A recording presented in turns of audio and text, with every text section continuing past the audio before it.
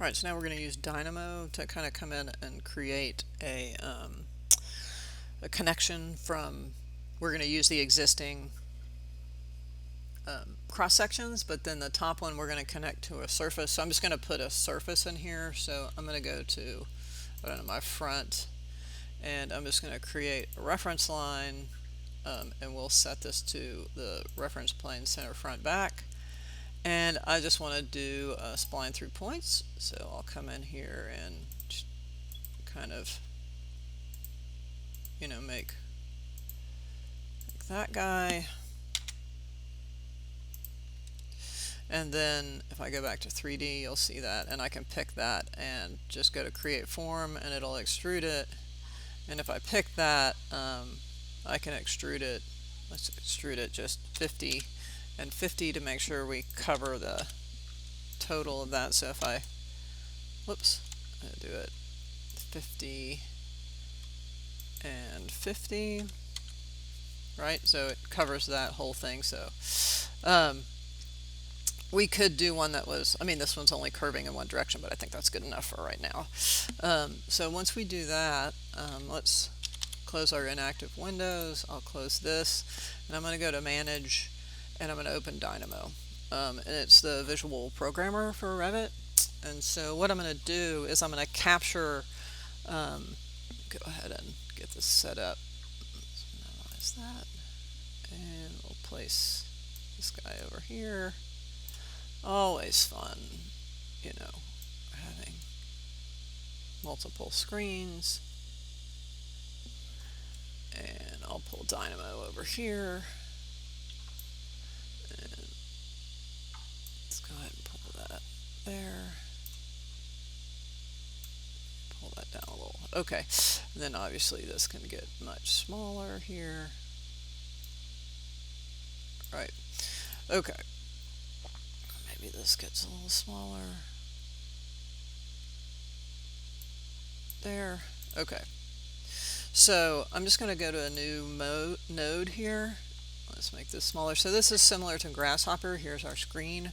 And what I want to do is I want to capture these two elements, and then I want to pull this up to the top and then create a loft through here. So I'm going to use the existing elements right now. And then after this one, we'll do one where we just use all of, it's all done in Dynamo. So in Dynamo, if you right click, you get a search. So I'm just going to go to select, or actually let's do it from here. I'll go to Revit, and under the selection, if you go down, you'll get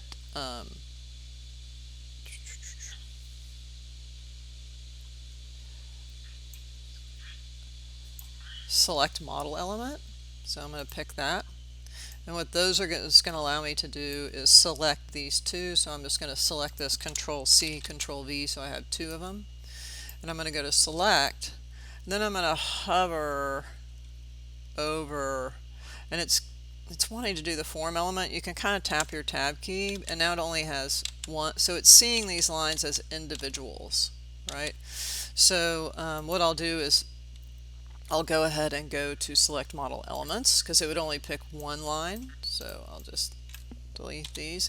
This one requires a window, and before I go in and select, I'm just going to pick the column that we have in here and just hide that category, right, so we can see those. So I'm going to go and select elements here. So I'll go to select, and then I'll window around that, and it'll select all those elements. And then I'm going to come in here and pick this point, and I'm going to hide it, right? So I'll hide that element. I'll just hide that category. And then I'll pick this and copy and paste it and select this guy, right? So now I've got the two. And then I'll zoom out, and then I'll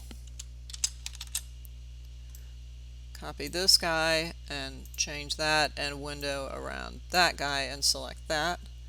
And then I can actually do a select surface for the top part, so you can see, or actually select face. So if I go to select face, I get a select face, That's nice because it categorizes it for us. So I'll come in here and reset my temporary hide isolate. I'll go to select for the select face, and it allows me to single pick that.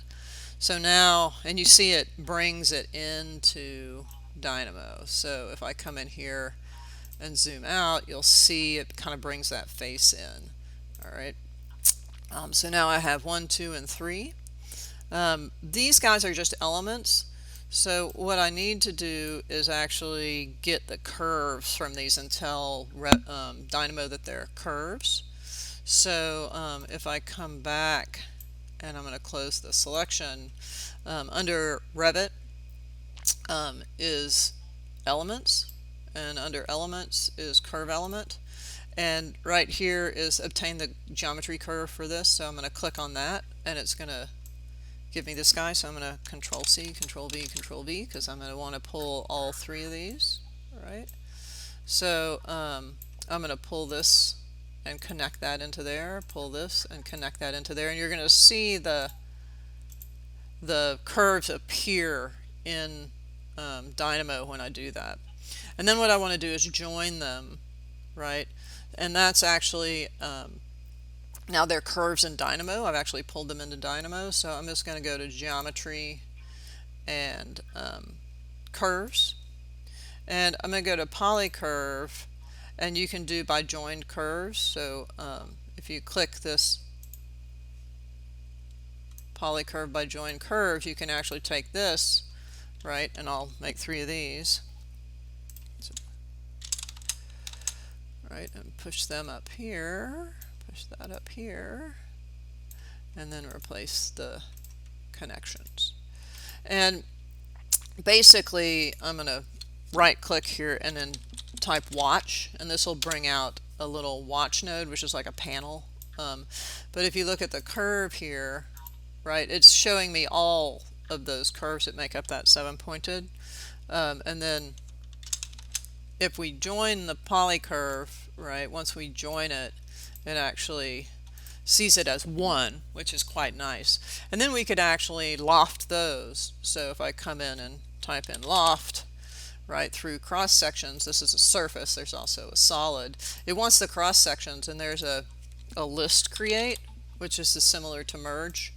And it will allow me to take this polycurve and push it in there, and then I can add another item and push that polycurve in there, and add another item and push that polycurve in there.